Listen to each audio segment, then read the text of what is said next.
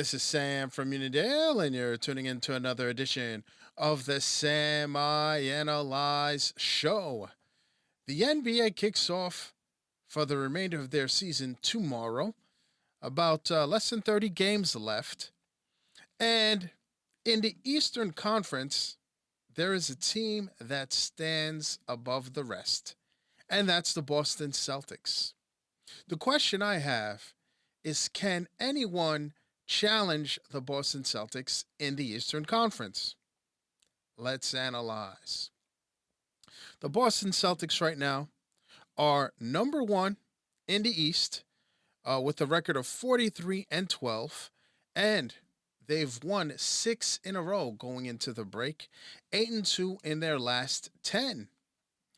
And they are going for it for number 18. They haven't won a championship since 2008, and they've been doing their thing, no question. They've got Jason Tatum, who's arguably he's definitely in the MVP race. Some may say he is the MVP. I mean, I think Joker would have something to say about that. I think Shea Alexander would have something about say about that. And Embiid, before tearing the meniscus, had something to say about that. Um, I mean, there's a few guys you want to. I keep hearing Luca being thrown into the MVP conversation. No, sir, not when I get it. He's averaging 34 points a game, but no, not when your team is not tops in their division. No, no. And I've also heard of you know, Donovan Mitchell. The Cavs are in second place. Jalen Brunson possibly. So there's a few guys there, no question. There's a few guys there, but look, if they finish number one, and maybe you give the nod to Jason Tatum in the East. But we're not talking about MVP. There's gonna be. I'm thinking about doing an MVP video for sure. But the Celtics right now, they look like a well-oiled machine. And coming into this year, you saw that Miami beat them in the Eastern Conference Finals. The Celtics, by the way, with Jason Tatum, he's made four Eastern Conference Finals, and he did make it to no. They lost to the Golden State Warriors. So th- clearly, Jason Tatum has aspirations to win it all, to put number 18 up in the Raptors for Boston. But again, the question is, can anyone challenge the Celtics in the East? Can they be beaten? Well, I had to start off first off with the records. And what's up with the stuttering there, Samuel? But the Cavs.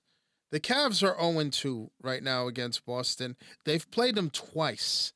And I don't know if this is a good sample size because it was in December and it was back to back. And we all know that Cleveland was dealing with their injuries, but you are what your record says you are, right? Was that Bill Parcells? But 12-12, Cleveland lost to Boston 113 to 120. And 12-14, one they lost both games, by the way, in Boston, 107 to 116. So it was kind of close. And we know Boston is a juggernaut at home. But did not win against the Celtics. The Bucks, who are number three. They lost. They lost to Boston in Boston. Okay, they lost 116 to 119. That was November 22nd. So, teams are getting it together. No excuses, but it is what it is. And then Boston on a back to back, on a night of a back to back. They went into Milwaukee. They went into Milwaukee and sat all their players. So they got destroyed. Boston got destroyed 135 to 102. They didn't play anybody. And then obviously the Bucks sat their starters in the fourth quarter. It was a beatdown, whatever. See, I looked at that and I'm like, is that a fair sample size? I don't think so. I mean, the Bucks right now, they're 3-7 with a new coach in Doc Rivers. I mean, they didn't make any moves, any major moves. I mean, they got Pat Bev, they got Pat Beverly. So I mean, there's a lot. The Celtics, to me, I mean, the Bucks, they've won one. Does that win even matter? They sat their starters. No, no. So that shows again, the Celtics are the dominant team. And then you look at then you look at number 4, which are the New York Knicks. And the New York Knicks started off their season against Boston on the 25th of October, and they ended up. It was there was controversy in that game, but the Knicks lost 108 to 104 at MSG. The Knicks would then go on to play them 2 other times, November 13th, and they lost 114 to 98 in Boston, and then December 8th, 133 to 123. The games, I mean, the scores would show that they were the games were close, but another team that's 0-3. And then I had to analyze, and I looked at, I'm like, surely a team with the Sixers with Joel Embiid, the Sixers won a game. The Sixers won a game, 106, 103. And then the Celtics proceeded, they won on November 15th, a few days later, 107 to 117, kind of close. And then at Boston, they lost the Sixers lost 125 to 119. So here's the deal. I think right now the Celtics are primed to win the East, no question. They've got possibly the MVP in Jason Tatum. But here's the deal. I had to look. Cleveland right now, they're balling. Cleveland right now, they're balling, and they are right there. When it comes to they're the second best team in the East, and they're 9-1 in their last 10 and 6 games back. But they didn't make any trades. They made no trades at the trade deadline, but they're a well-oiled machine and they're doing their thing. The Bucks, they've got Doc Rivers, but you've got Dame and Giannis, and history shows you that Boston struggles against Giannis Antetokounmpo.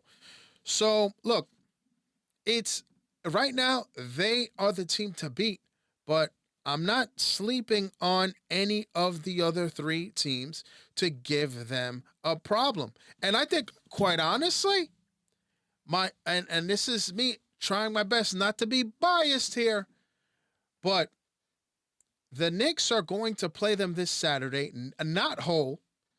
And Knicks fans, cover your ears. I do not expect the Knicks to beat them because no Anunoby, no Randall, as far as I know. From what, and they're coming off some injuries and surgery, so don't expect them to be there. It's going to be at MSG, but we still are not going to know. You have Buddy Hield, who was traded from Indiana to the 76ers. When you have a healthy Joel Embiid, does that make a difference? So I can't wait for the playoffs. I'm not right now. Everyone's penciling in the Celtics for the Eastern Conference Final, and rightly so. But let's see what happens. Let's see where the cards fall when it is all said and done. But I am not quick to say that these teams don't have a chance. Right now, the records show you are what you say. The records say you are. I went over it. And the Celtics are clearly going for number 18.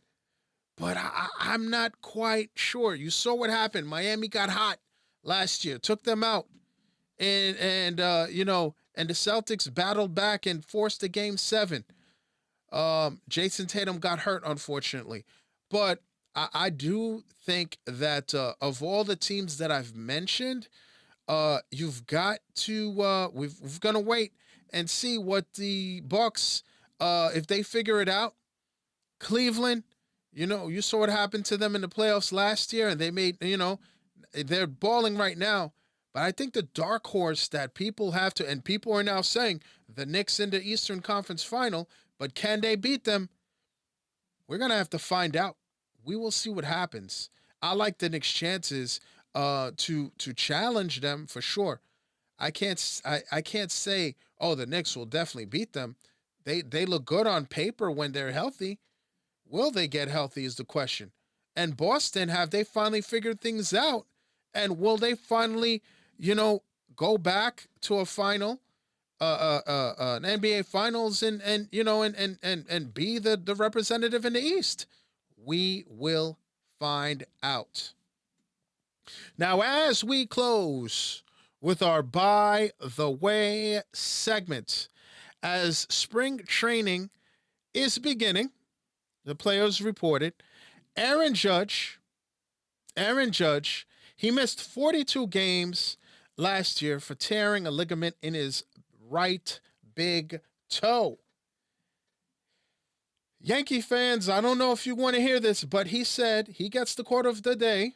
It's going to be, I think, a constant maintenance. I think the rest of my career. Uh-oh. That's not what you want to hear. 6'7" Aaron Judge, 280 pounds. It's a lot on that toe. So, how do you feel about that, Yankee fans? That's not good news. I'd like to thank everyone for tuning in, folks. I'm on most social media platforms. On Facebook at Sam I Analyze. On Instagram at Sam I Analyze. On the platform formerly known as Le Twitter, at Sam I Analyze. Please like, subscribe, and you see that notification bell to the right. Please click on that. That will let you know the next time I drop another video. Thanks for tuning in. And as always, à tout à l'heure.